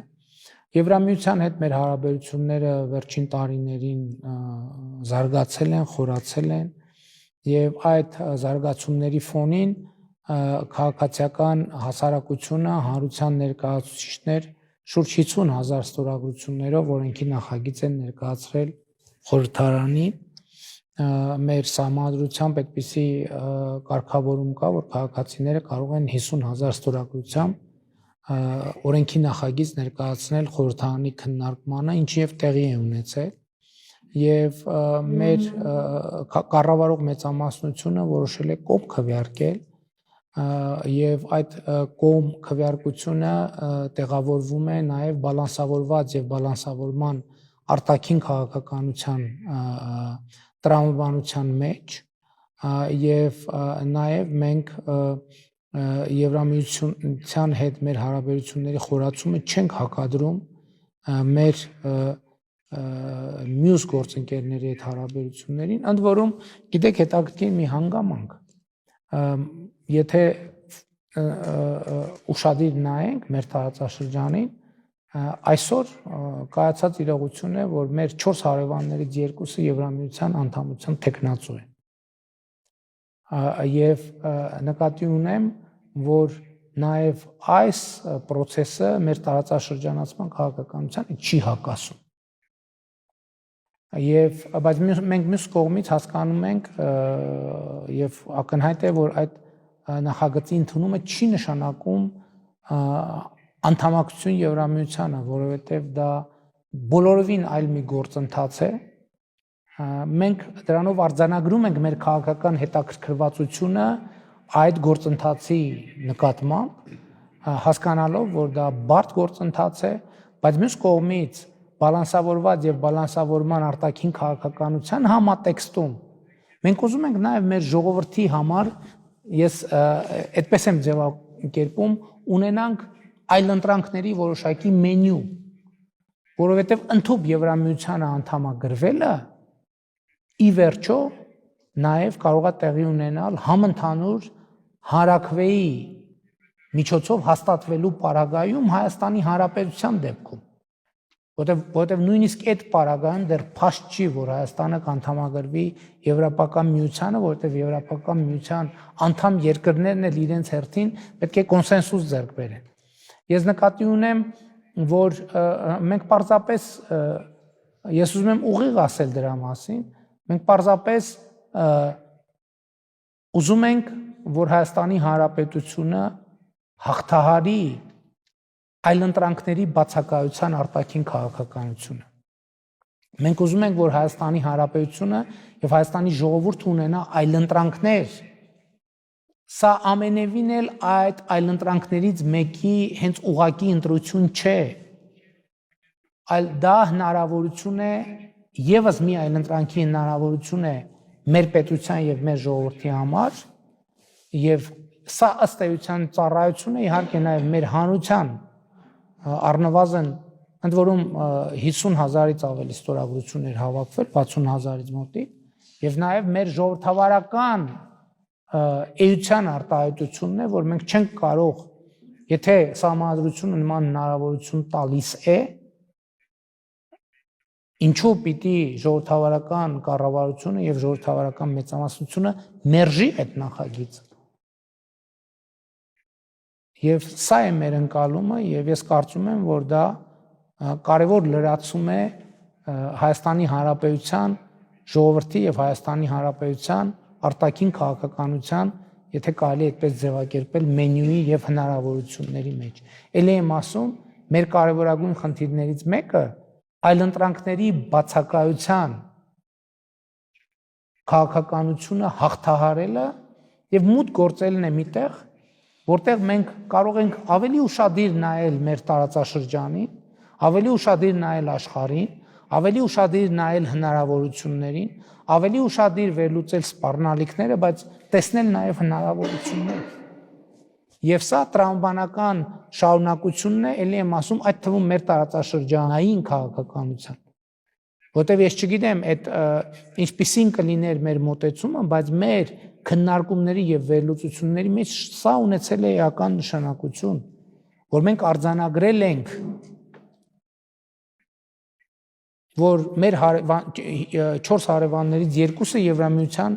անդամության թեկնածու են, ընդ որում նաև Թուրքիայից հնչեց բոլորովին վերջերս այդ արձանագրումը, որ Թուրքիան ամենևին էլ չի հրաժարվել եվրոպական քաղաքականությունից։ Նաև այդ հնչում է, ինչքան էլ հիմա որոշակի խնդիրներ կան Վրաստանի եւ Եվրամիության հարաբերություններում, բայց նաև Վրաստանը հայտարարում է, որ չի հրաժարվել Եվրամիության հետ մերձենալու քաղաքականությունից եւ մեր այս որոշումները պետք է դիտարկել նաեւ այս համատեքստում։ Sayın Başbakan bir Sarıkan, CNN Türk. Şimdi bu görünen o ki işte Türkiye ile giden bir süreç var. Her ne kadar biraz sıkıntılı da olsa ama bu sürecin Հարգարժան վարչապետ, հիմա Թուրքիայում ինչ-որ գործընթաց կա։ Ինչքան էլ որ դժվարություններ կան, տեսնում ենք, որ Ադրբեջանի հետ կապված է նաև այդ գործընթացը։ Ում հետ զրուցեցինք, խոսեցինք, այդ մասին են ասում։ Ուզում ենք հասկանալ, թե Ադրբեջանի հետ ինչ է խոսվում։ Հայաստանի եւ Ադրբեջանի միջև 1990-ականներից խնդիրներ կան։ Փախստականների խնդիր կա եւ այլն։ Բաքվից հնչած հայտարարություններում երբեմն ասում են, որ այդ փախստականները պետք է վերադառնան եւ այլն։ Արդյոք դա ընկալվում է որպես տարածքային պահանջ, այդ մարդկանց վերադարձի հարցը եւ այլն։ Ձեր տեսանկյունը, դիտանկյունը ո՞րն է այս հարցի շուրջ, երբ Ադրբեջանը նաև բարձրացնում է փախստականների վերադարձի հարցը։ Ձեր հարցին կա մի շատ կարևոր լրացում։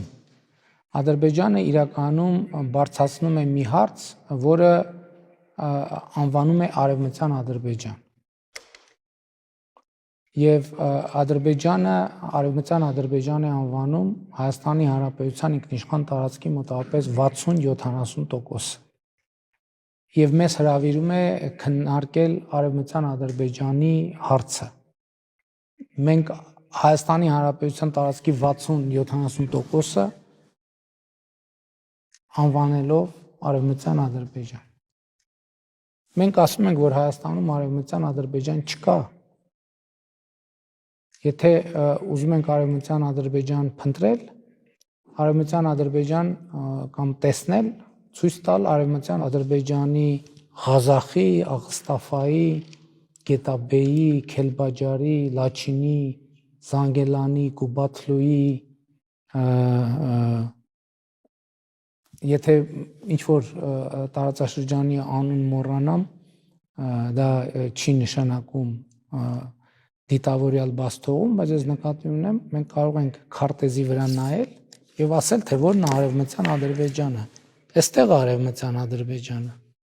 Այս գծից այս կողմ Արևմտյան Ադրբեջան չկա։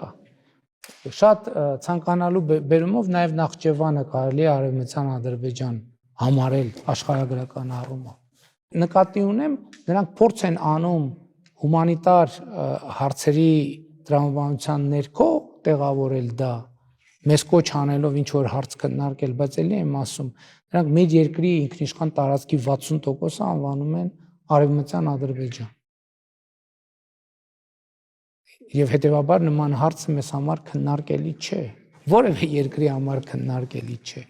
որևէ երկրի համար չի կարող քննարկելի լինել։ Իսկ ընդհանրապես եթե փախստականների թեմայի մասին ենք խոսում, ես արդեն հիշատակեցի։ Մենք նույնիսկ փաստաթուղթ ունենք Լեռնային Ղարաբաղ եւ հարակից շրջաններ փախստականների վերադարձի մասին։ Հայաստանում եւ Սփյուռքում կան փախստականներ Նախճեվանից, Բաքվից, Սումգայիթից, Լեռնային Ղարաբաղի հարակից շրջաններից, Գանջայից եւ այլն։ Այսինքն նկատի ունեմ իրականում Ադրբեջանը մեր ընկալումն այն է, որ դա պարզապես տարածքային պահանջներ են Հայաստանի նկատմամբ եւ հետեւաբար մենք չենք կարող այդ հարցը քննարկել։ Տեսեք, Զանգեզուրի միջանցք ասված խոսույթը նույնպես հենց այդ պատճառով անընդունելի է մեզ համար, որովհետեւ դա տարածքային պահանջ է պարունակում Հայաստանի Հանրապետության դեմ։ Եթե խոսքը տրանսպորտային հաղորդակցության եւ տնտեսական հաղորդակցության մասին է, մենք բաց ենք եւ ասում ենք այո, պատրաստ ենք, ինչպես արդեն ասացի, տարածաշրջանային տրանսպորտային եւ տնտեսական կապերի ապաշրջափակմանը երկրների ինքնիշխանության, տարածքային ամբողջականության, իրավազորության եւ փոխադարձության պայմաններով։ Եվ հասկանալով, որ կան բարդություններ, նույնիսկ ասում ենք, որ պատրաստ ենք նաև որոշակի պարզեցումների, որ դա իրականություն լինի եւ տեղի ունենա, եւ արել ենք կոնկրետ առաջարկ երկաթուղային կապի վերականգնման համար եւ սպասում ենք Ադրբեջանի պատասխանին։ Ընդ որում այդ առաջարկի էությունը մենք չենք հրապարակում մի պարզ պատճառով, որպեսզի նաև դա դիվանագիտական կոռեկտության խախտում չլինի, որ աշխատանքային փաստաթղթի էությունը բացում ենք, բայց մեր գնահատմամբ մենք լուծել ենք այդ հարցը։ Եվ ակնկալում ենք նույնպիսի լուծում մեզ համար։ Այսօր ասում են, որ մենք առաջարկել ենք այնպիսի լուծում, որ Արևմտյան Ադրբեջանից Նախիջևան Հայաստանի տարածքով երկաթուղային կապի բեռնափոխադրումների, երկաթուղային բեռնափոխադրումների հարցի լուծում ենք մենք տվել։ Ընդամենը մնում է, որ Ադրբեջանը այդ լուծմանը համաձայնվի։ Ավելին ասեմ, մենք դեռ 2022 թվականից, եթե չեմ սխալվում, կառավարությունում շրջանառության մեջ է Ադրբեջանի հետ սահմանին 3 անցակետերի բացման մասին կառավարության որոշման նախագիծ։ Այսինքն նախագիծը նրա մասին է, որ սահմանային կոնկրետ կետերում մենք անցագրային կետեր ենք բացում, որպեսզի Ադրբեջանի տրանսպորտային միջոցները, բեռները, քաղաքացիները կարողանան երթևեկել Հայաստանի Հանրապետության տարածքով, այդ թվում դեպի Նախիջևան։ Եվ սա է հարցի մեր ընկալումը, որովհետև գիտեք, տեսեք Ադրբեջանը ինքը իրեն հակասում է ինչով։ Ադրբեջանը ինքը իրեն հակասում է նրանով, որ 2020 թվականը 2021 թվականը եւ հաջորդող շրջանը իրենք անվանում են պաշտոնական մակարդակում յետկոնֆլիկտային շրջան։ Յետկոնֆլիկտային շրջան։ Բայց իրենք ամեն օր խոսում են կոնֆլիկտի լեզվով։ Այսինքն Ադրբեջանի այս երկու խոսույթները չեն բռնում իրար հետ։ Ամեն օր կոնֆլիկտի լեզու, ամեն օր ագրեսիվ հռետորաբանություն, ամեն օր ուժ, եթե ոչ ամեն օր, շատ հաճախ, ես ամեն օր ասելով, բայց շատ հաճախ, ուժի եւ ուժի կիրառման սպառնալիք եւ Արևմտյան Ադրբեջանի խոսույթ, որը կասկածի տակ է դնում Հայաստանի, գիտեք, եկեք ուղիղ ասենք, Հայաստանի պետության գոյությունն իսկ։ Եվ զուգահեռ մեզ հրավեր քննարկելու։ Կներեք իմ կարծիքով դա առնվազն տարօրինակ է։ Իմիջայլոց եւ հենց այդ խաղաղության բանաձևի գուցե շրջանակում է, որ ես տեսեք ես մի կողմից ասում եմ, որ այս գծից արևմտյան Ադրբեջանը էստեղ, այս գծից այս կողմ արևմտյան Ադրբեջան չկա, բայց ես հասկանում եմ, որ դա կիսատ կլինի այդ խոսույթը, եթե ես չասեմ, որ արևմտյան Հայաստանն էլ էստեղ։ Սա ըստ էության երկու նախադասություն է, բայց սա խաղաղության մեր ընկալումն է եւ մեր պատկերացումն է։ Որտեւ եթե այս բանաձևերը չլինեն, ընդ որում ելի եմ ասում, կարող են լինել ամենատարբեր ընկալումներ պատմության, պատմական իրադարձությունների եւ այլն։ Բայց եթե մենք ուզում ենք կառուցել հոսող բանի վրա, տարածաշրջանի վրա հնարավոր չի ոչ մի բան կառուցել։ Պետք է արձանագրել այն ինչ որ դե յուրե իմիջայլոց շատ կարևոր բան կա։ Եկեք չմոռանանք, որ Հայաստանի Հանրապետությունը եւ Ադրբեջանական Հանրապետությունը ունեն արդեն իսկ փոխադարձորեն վավերացված առաջին միջազգային փաստաթուղթը, որը մեր երկրների սահմանազատման հանձնաժողովների կանոնակարգն է, որը մեր երկրների ստորագրվել է հանձնաժողովների կողմից եւ մեր երկրներում արկա ընթացակարգերով վավերացվել, որտեղ արձանագրվում է, որ սահմանազատման հիմքը, բազային սկզբունքը Ալմատիի հռչակագիրն է։ Ալմատիի հռչակագիրը, որը ստորագրվել է 1991 թվականին, երկու արձանագրում է մեր հարցի համատեքստում անում, առաջինը, որ Խորհրդային Միությունը դադարում է գոյություն ունենալ եւ Խորհրդային Միության երկրների ադմինիստրատիվ սահմանները դառնում են պետական սահմաններ։ Եվ հետեւաբար այդ խոսույթը արդեն իսկ հակասում է Հայաստանի եւ Ադրբեջանի միջև գոյություն ունեցող դե յուրե փաստաթղթին։ Ուղիղ հակասում է։ Եվ մենք այդ պայմանավորվածությանը հավատարիմ ենք եւ հետեւողական, համբերատար şarjվում ենք խաղաղության ուղղությամբ։ Ben de tekrar kendimi tanıtayım. Barçın İnanç ismim. T24 adlı bir haber sitesine yazıyorum. Bir de Turkey in Depth diye İngilizce bir bültene de katkı sağlıyorum. Dışişleri Bakanı, Türk Dışişleri Bakanı ile Amerikan Dışişleri Bakanı'nın Թուրքիայի արտաքին գործերի նախարարն ու Միացյալ Նահանգների արտաքին գործերի նախարարը միշտ իրենց ունեցած խոսակցություններում խոսում են Կովկասի տարածաշրջանի մասին։ Դուք կարծում եմ Թրամփի հետ եք տեսակցել։ Արդյոք Միացյալ Նահանգների դիրքորոշումը կարող է այս խաղաղության գործընթացում ինչ-որ դեր ունենալ։ Որովհետև եթե ուրիշ տեսանկյունից, դիտանկյունից ենք նայում, Թրամփի ներկայության պայմաններում ըստ որոշ մեկնաբանությունների շատ երկրներ կարող են նախընտրել այսպես ասած անկանոն աշխարհը։ Կամ ասենք տարածաշրջանային որոշ զարգացումները, հակամարտությունները, Ռուսաստանի եւ Ուկրաինայի պատերազմը, հնարավոր զինադադարը եւ այլն տարբեր կերպ են մեկնաբանվում։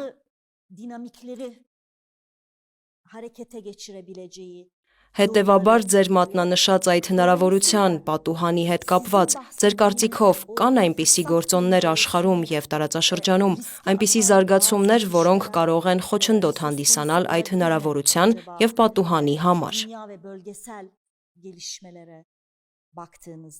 Եվ ուզում եմ հասկանալ, եթե Ադրբեջանի հետ խաղաղություն, ճիշտ է, այն դեռ հորիզոնում չի նշմարվում, բայց Ադրբեջան-Հայաստան հարաբերությունների բացակայությունը խոչընդոտում է Հայաստանի եւ Թուրքիայի հարաբերությունների զարգացմանը։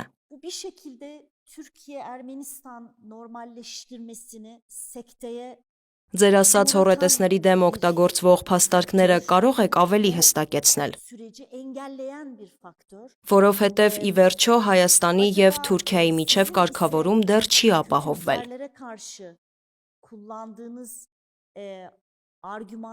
Դուք ասում եք, որ դա ժամանակի հարց է։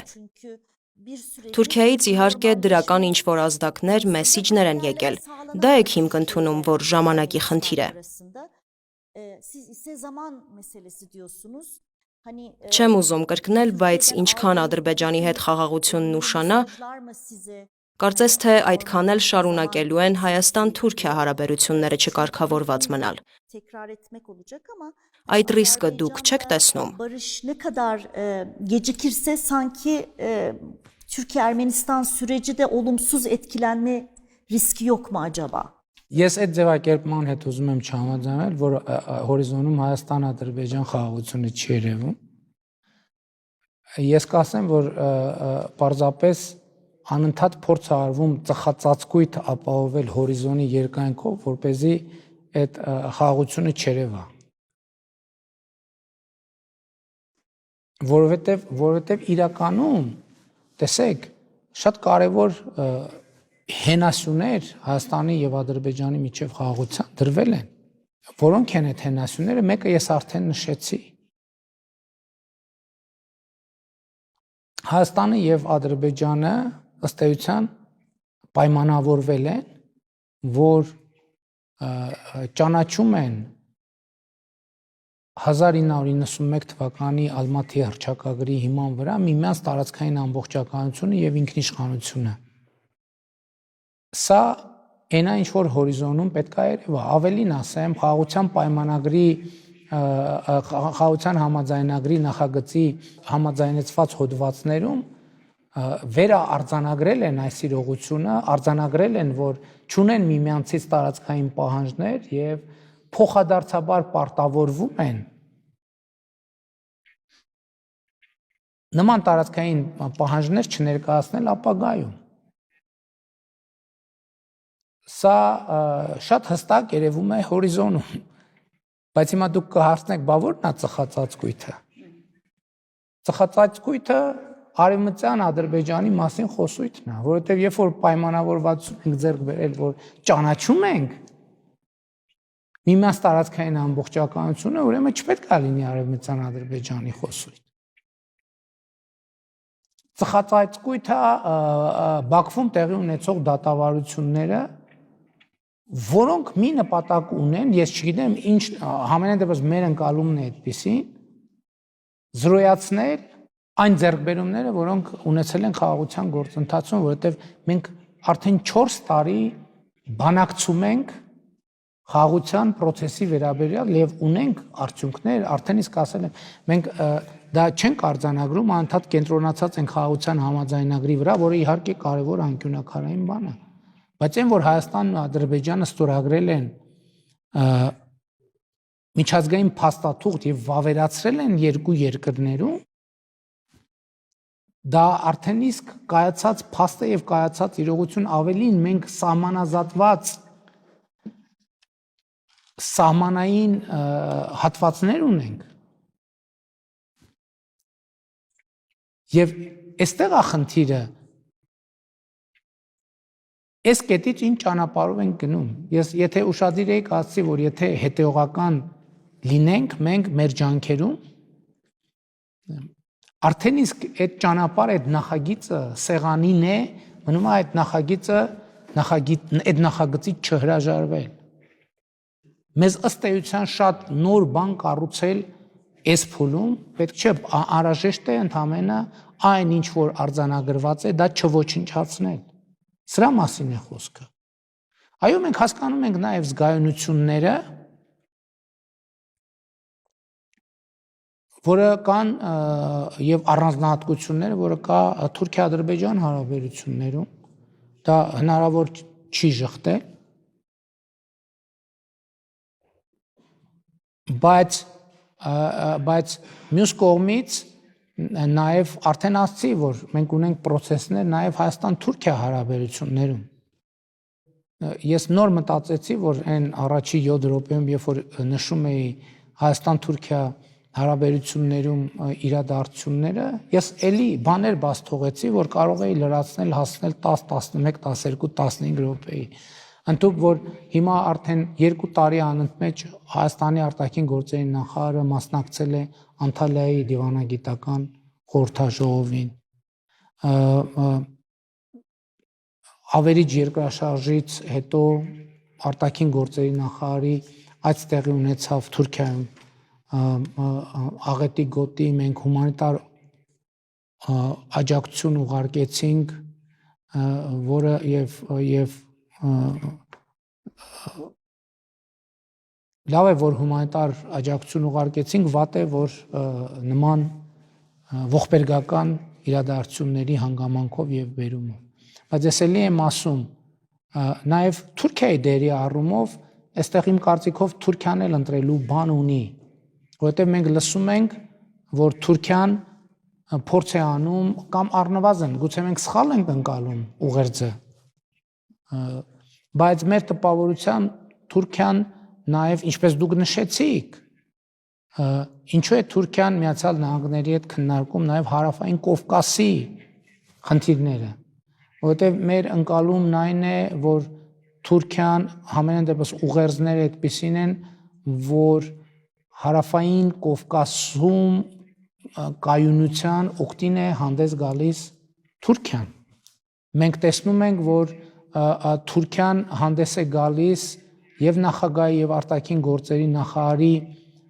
մակարդակով Հայաստանի եւ Ադրբեջանի միջև խաղաղության համաձայնագրի ստորագրման օգտին։ Եթե մենք ճիշտ ենք ընկալում այս ուղերձները, առնվազն կամ մենք ընկալում ենք գուցե թե սա նշանակում է նաեւ որոշակի բալանս հարավային Կովկասում Թուրքիայի ունեցած հարաբերությունների, կամ գուցե մենք սխալ ենք ընկալում։ Բայց մյուս կողմից ցանկացած ջանք, որը կնպաստի Հայաստանի եւ Ադրբեջանի միջև խաղաղության համաձայնագրի ստորագրմանը, իհարկե դա օգտակար կլինի, բայց մենք պետք է նաեւ հաշվի առնենք, որ Հայաստանը եւ Ադրբեջանը հիմա աշխատում են երկկողմ ֆորմատով, բայց մյուս կողմից մենք նաեւ ուզում ենք, որ մեր միջազգային գործընկերները տեղյակ լինեն ինչ է կատարվում խաղաղության գործընթացում եւ նաեւ մեր տեղեկատվությունը կիսում ենք նրանց հետ։ Her birimizin bir soru hakkı vardı. Ama isterseniz hani son bir vermek istediğiniz bir Ամեն մեկն իհարկե մեկ հարցի հնարավորություն ուներ, բայց եթե դուք կցանկանաք թուրք հասարակությանն ինչ-որ մի բան փոխանցել, ինչ-որ մեսիջ փոխանցել, ինչպես կուզեք, որ այն ներկայացվի։ istersiniz. Այո, կուզեմ, որովհետեւ ես գիտեք ինչ ինձ զարմացրեց, ինչով դուք սկսեցիք ձեր խոսքը։ Դուք ասացիք, որ ձեր մոտ կա արտահայտություն, ջուրը փոքրին, խոսքը մեծին։ Խնդիրն այն է, որ մեզ մոտ էլ կա այդ արտահայտությունը։ Պիտի ասեմ հետեւյալը, որ Թուրքիայի ներկայացուցիչների հետ սա իմ շփումների ամենազարմանալի հատվածն է ինձ համար, որովհետեւ ամենատարբեր ներկայացուցիչների ընթացքում երևի նաև այդ տարածաշրջանային տենց սովորություն կա, մենք բանակցությունների դիվանագիտական քննարկումների ընթացքում անդադ մեր ժողովրդական առածներին հղում ենք անում։ Արդեն չչափազանցնեմ, երևի գոնե 3-4 դեպք եղել է, երբ Թուրքիայի ներկայացուցիչները հետ զրույցում կամ ես եմ ասել եմ, որ Հայաստանում այսպիսի առած կա եւ մեջբերում եմ արել Եվ Թուրքիայի զրուցակից ասել է, գիտեք ինչ, մեր մոտ էլ տենց ասացված կա, կամ Թուրքիայի ներկայացուցիչն ասել, մեզ մոտ ասում են, ես էլ ասել եմ, բայց գիտեք ինչ, մեզ մոտ էլ են այդպես ասում։ Հիմա ես շատ զարմացա, երբ որ դուք հենց առաջին բառերը խոսեցիք նրա մասին, որ ձեր մոտ ասում են, որ ջուրը փոքրին, խոսքը մեծին։ Սա արտահայտություն է, որ Հայաստանում լայնորեն տարածված է եւ ես այս արտահայտությունը լսել եմ մեր մեծերից հազարավոր անգամներ եւ ես ինքս էլ արդեն լինելով դառնալով ծնող եւ մեծի կարգավիճակում տարիքով ինքս էլ հազարավոր անգամներ օգտագործել եմ մեր երեխաների հետ շփումներում։ Եթե սա կընկալվի որպես ուղերձ կարծում եմ բավականին լավ ուղերձ է։ Շնորհակալ եմ շատ։